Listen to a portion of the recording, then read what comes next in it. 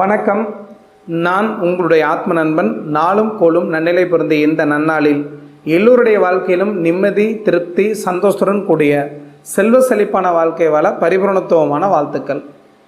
நம்ம வாழ்க்கையை பொறுத்த வரைக்கும் மனித வாழ்க்கைங்கிறது நிச்சயமில்லாத வாழ்க்கை. அடுத்த நொடி என்ன நடக்குங்கிறது நம்மளுக்கு தெரிய போகிறது கிடையாது. ஆனால் உண்மையாலுமே ஒரு மனிதன் கஷ்டப்படுறதுக்கும் ஜெயிக்கிறதுக்கும் தோக்குறதுக்கும் உயர்ந்த இடத்துக்கும் உயர்ந்த பதவிக்கும் போகிறதுக்கான முதன்மையான காரணம் அவனுடைய கர்மவினை மட்டுமே. அந்த கர்மவினையை தெரிஞ்சுக்க மட்டுமே முடியுமே தவிர அந்த கர்மவினையை உன்னால் மாற்றி அமைச்சிட முடியாது. ஜோதிட சாஸ்திரத்தில் ஒரு மனிதனுக்கு நல்ல யோக தசைகள் அடுத்தடுத்து நடந்தால் அந்த மனிதனை பொறுத்த வரைக்கும் சாதாரண இடத்துல பிறந்தால் கூட உயர்ந்த இடத்துக்கு கொண்டு போயிடுவான்னு சொல்லியிருக்கு. அதே ஒரு மனிதனோட ஜாதகத்தை பொறுத்த வரைக்கும் அடுத்தடுத்து அவயோக தசை நடந்தால் என்னதான் சிறப்பான மனிதனாக இருந்து எல்லா யோகங்களும் இருந்தாலும் கூட ஒரு மனுஷனை பொறுத்த வரைக்கும் கீழ் நோக்கி அகல பாதாளத்தில் விழுந்துருவான். அப்போ ஜோதிட சாஸ்திரத்தில் என்ன சொல்லியிருக்காங்க அப்படின்னா, ஒரு மனிதனுடைய வாழ்க்கையில் காலம்தான் நம்ம வாழ்க்கையில் எல்லா விஷயத்தையும் தீர்மானிக்குன்னு சொல்லியிருக்கிறாங்க. காலத்துக்கு மறதி கிடையாது, காலத்துக்கு ஞாபக சக்தி ரொம்ப ஜாஸ்தி, காலத்துக்கு சரி தவறு கிடையாது, காலவெளியில் விபத்துக்களே இல்லை, எல்லாம் முன்பே வல்லமை கொண்ட விருப்பத்தால் திட்டமிட்டுள்ளபடி நடக்கின்றன. அது தவறு செய்வதும் இல்லை, எந்த ஒரு விஷயத்தையும் சம்பவத்தையும் புறக்கணிப்பதும் இல்லை.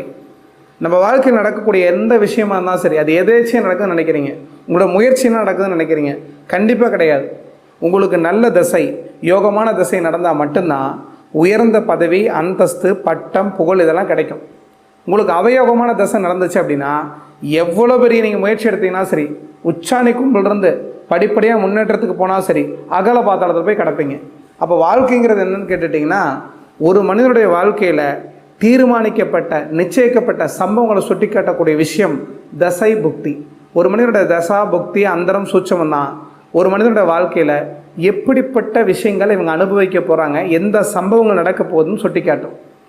12 லக்னக்காரங்களுக்கும் எந்த திசை நன்மை தரும், எப்படிப்பட்ட வாழ்க்கையில் அவங்க உயரத்துக்கு போவாங்க அப்படிங்கிற விவரத்தை இந்த பதிவில் பார்க்கலாங்க. லக்னம் தொட்டு 1, 5, 9ஆம் இடத்தை தர்ம திரியோணம்னு சொல்லியிருக்கிறாங்க. 1, 5, 9ஆம் இடத்தை அதிபதிகளை பொறுத்த வரைக்கும் 12 லக்னக்காரங்களுக்கும் நட்பு அல்லது அதிநட்பு கிரகமாக மட்டுமே வரும். அப்படிப்பட்ட கிரகங்களை பொறுத்த வரைக்கும் தசை நடத்தும் பொழுது சூரியனோட சேர்ந்து அஸ்தாங்கமாக இருந்து, ராகுவோட சேர்ந்து கிரகண தோஷத்தில் இல்லாமல் இருந்து, சனி செவ்வாயோட சேர்க்கை இல்லாமல் இருந்தால் நிச்சயமாக அந்த கிரகத்தோட தசா புக்தி நடக்கும்போது ஒரு மனிதனோட வாழ்க்கையில் நிம்மதி, திருப்தி, சந்தோஷத்தை அனுபவிப்பாங்க. பட்டம், பதவி, புகழும் கிடைக்கும். உயர்ந்த இடத்துக்கு நிச்சயமாக போயே தருவாங்க. அப்போ ஒரு மனிதனோட வாழ்க்கையில் 1, 5, 9ஆம் இடத்து அதிபதிகளோட திசை நடந்தால் அதிர்ஷ்டம், பெயர், புகழ், அந்தஸ்து நிச்சயமாக கிடைக்கக்கூடிய வாய்ப்பு நிச்சயமாக உண்டு.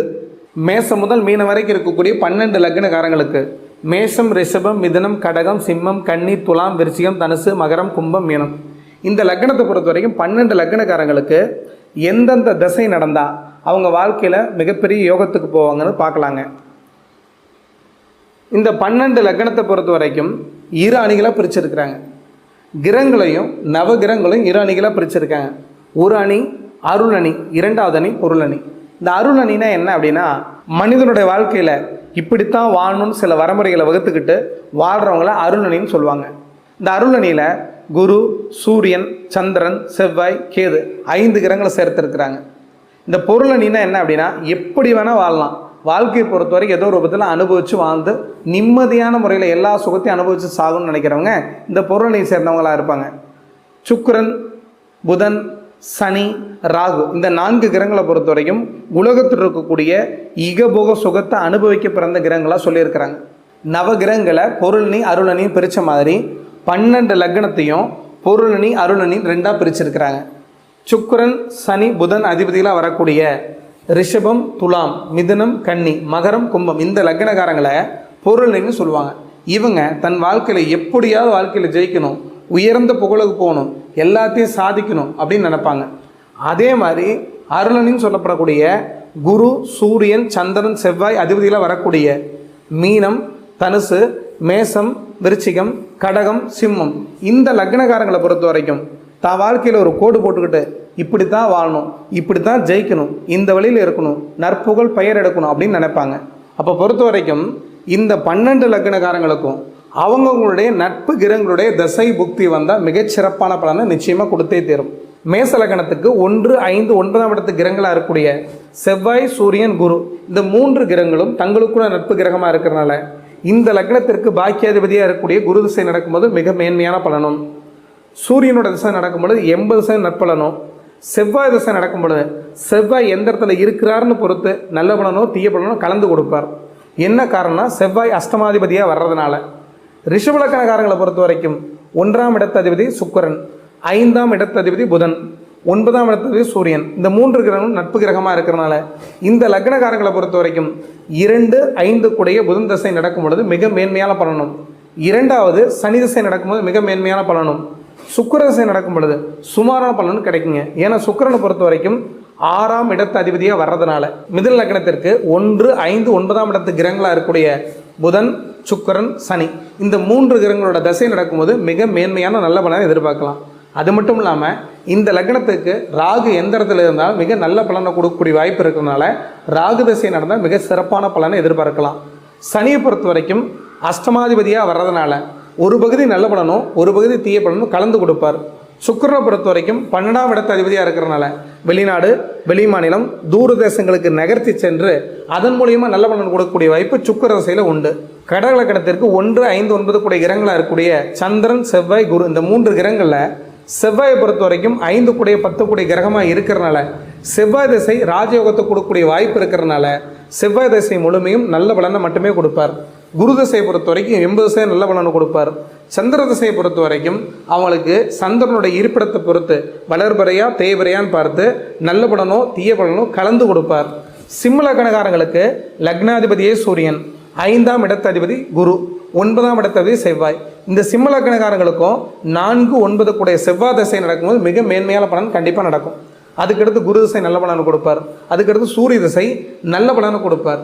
கேது திசை நடந்தாலும் கூட இந்த லக்னக்காரங்களுக்கு கெடுக்கக்கூடிய வாய்ப்பு கிடையாது, நல்ல பலன் மட்டுமே நடக்கும். கன்னி லக்னத்தில் பிறந்தவங்களுக்கு 1, 5, 9ஆம் இடத்து கிரகங்களாக இருக்கக்கூடிய புதன் திசை நடந்தாலோ சனி திசை நடந்தாலோ சுக்கிர திசை நடந்தாலோ மிக மேன்மையான நல்ல பலனை எதிர்பார்க்கலாம். கன்னி லக்னக்காரங்களுக்கும் ராகு திசை நடந்துச்சுன்னா மிக சிறப்பான யோகத்தை கண்டிப்பாக கொடுக்கும்.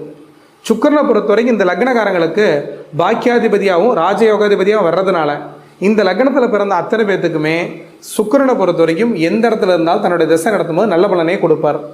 துலா லக்னத்தில் பிறந்தவங்களுக்கு லக்னாதிபதி சுக்கிரன், 5ஆம் இடத்ததிபதி சனி, 9ஆம் இடத்ததிபதி புதன். சுக்கிர திசை, சனி திசை, புதன் திசை இந்த 3 திசையில் சனி திசை நடக்கும் பொழுது மிக மேன்மையான நல்ல பலனை கொடுப்பார். காரணம் சனி 4ஆம் இடத்ததிபதி 5ஆம் இடத்ததிபதியாக இருக்கிறதுனால மிக மேன்மையான நல்ல பலனை சனி திசையில் அனுபவிப்பாங்க. புதனை பொறுத்த வரைக்கும் சுமாரான திசையாக இருக்கும். சுக்கிர திசையை பொறுத்த வரைக்கும் முற்பகுதியில் சிறப்பான வாழ்க்கையும் பிற்பகுதியில் சுமாரான வாழ்க்கையும் கலந்து கொடுப்பார். விருச்சிக லக்னத்தில் பிறந்தவங்களுக்கு செவ்வாய், குரு, சந்திரன் இந்த 3 கிரகங்களோட திசை நடக்கும்போது மிக மேன்மையான நல்ல பலன் நடக்கும். முக்கியமாக 2 கூடிய 5 கூடிய குரு திசை நடக்கும்போது மிக சிறப்பான வாழ்க்கையை கொடுக்கும். அடுத்தபடியாக சந்திர திசை நடக்கும்போது மிக மேன்மையான பலனை கொடுக்கும். அதுக்கடுத்து சூரிய திசையும் இந்த லக்னக்காரங்களுக்கு நல்லதே செய்யும். செவ்வாய் திசை நடக்கும்பொழுது செவ்வாய் 6 கூடிய அதிபதியாகவும் இருக்கிறதுனால ஒரு பகுதி நல்லா இருக்கும், ஒரு பகுதி சுமாராக இருக்கும். தனுசு லக்னக்காரங்களுக்கு 1, 5, 9 கூடிய கிரகங்களாக இருக்கக்கூடிய குரு, செவ்வாய், சூரியன் இந்த 3 கிரகங்களோட தசை நடக்கும் பொழுது மிக சிறப்பான பலனை எதிர்பார்க்கலாம். இந்த லக்னத்திற்கு பாக்கியாதிபதியாக இருக்கக்கூடிய ராஜயோகத்தை கொடுக்கக்கூடிய சூரிய திசையில் மிக மேன்மையான பட்டம், பதவி, புகழ், அந்தஸ்து இவங்களுக்கு தேடி வரும். அதுக்கு அடுத்தபடியாக குரு திசை சிறப்பான பலனை கொடுக்கும். அதுக்கு அடுத்தபடியாக தான் செவ்வாய் திசை சுமாரான பலன் கொடுக்கும். மகர லக்னத்திற்கு 1, 5, 9ஆம் இடத்து கிரகங்களாக இருக்கக்கூடிய சனி, சுக்கிரன், புதன் இந்த 3 கிரகங்கள் திசை நடத்தும் பொழுது சுக்கிரன் மட்டுமே இந்த லக்னத்திற்கு 5, 10ஆம் அதிபதியாக வர்றதுனால மிக சிறப்பான பலன்களை தன்னோட திசையில் கொடுப்பார் சுக்கிரன். அதுக்கு அடுத்தபடியாக புதன் திசை, அதுக்கு அடுத்தபடியாக சனி திசை இவங்களுக்கு சிறப்பாக இருக்கும். கும்ப லக்னத்தில் பிறந்தவங்களுக்கு 1, 5, 9ஆம் இடத்து கிரகங்களாக இருக்கக்கூடிய சனி திசை, புதன் தசை, சுக்கிர தசை நடக்கும்போது மிக மேன்மையான நல்ல பலன் கண்டிப்பாக கொடுக்கும். குறிப்பாக சுக்கிரனை பொறுத்த வரைக்கும் 4, 9 கூடிய அதிபதியாக இருக்கிறனால தன்னுடைய தசையில் சுக்கிரன் எந்த இடத்துல இருந்தாலும் வாழ்க்கையில் உயர்ந்த பதவி, பட்டம், புகழ், அந்தஸ்து இதெல்லாம் கொடுத்துட்டு தான் போவார். மீன லக்னத்தில் பிறந்தவங்களுக்கு 1, 5, 9 கூடிய கிரகங்களாக இருக்கக்கூடிய குரு, சந்திரன், செவ்வாய் இந்த 3 கிரகங்கள் தசை நடத்தினாலும் கூட செவ்வாய் திசையை பொறுத்த வரைக்கும் 2 9 கூடிய திசையாக இருந்து நடத்துறதுனால பாக்கியம், அதிர்ஷ்டம், யோகம் எல்லாம் கொடுக்கக்கூடிய முதன்மையான இடத்துல செவ்வாய் தான் இருக்கிறார். செவ்வாய் திசை முழுவதுமே நல்ல பலன் மட்டுமே மீன லக்னக்காரங்களுக்கு நடக்கும். அதுக்கடுத்த இடத்துல தான் சந்திர திசை நடக்கும். அதுக்கு அடுத்தபடியாக தான் குரு திசை முழுமையான பலனை கொடுப்பார். சூரியனை பொறுத்த வரைக்கும் திசை நடத்துச்சுன்னா பதவி, புகழ், அந்தஸ்து, அரச பதவி இதெல்லாம் நிச்சயமாக கொடுக்கும் நல்ல இடத்துல இருந்தால். 12 லக்னக்காரங்களுக்கும் 1 5 9 கூடிய திசை நடத்தும் பொழுது மிக நல்ல பலனை எதிர்பார்க்கலாம். அதே மீறி ஒரு சிலருக்கு 1 5 9 கூடிய திசை புத்தி நடக்கும்போது கெடுபலம் நடக்குது. என்ன காரணம்னு கேட்டுட்டிங்கன்னா 1 5 9 கூடிய கிரகங்களை பொறுத்த வரைக்கும் பாவகிரங்களோட சேர்க்கை இருந்தாலோ, சனி செவ்வாயோட தொடர்பில் இருந்தாலோ, சூரியனோட அஸ்தங்கமாக இருந்தாலோ, அல்லது கிரகண தோஷத்தில் இருந்தாலோ அந்த கிரகங்களை பொறுத்த வரைக்கும் தன்னுடைய பலத்தை இழந்ததுனால தன்னுடைய திசையில் நல்ல பலன் கொடுக்கக்கூடிய வாய்ப்பு கிடையாதுங்க. ரொம்ப நன்றிங்க. அடுத்த பதிவில் சந்திக்கலாங்க.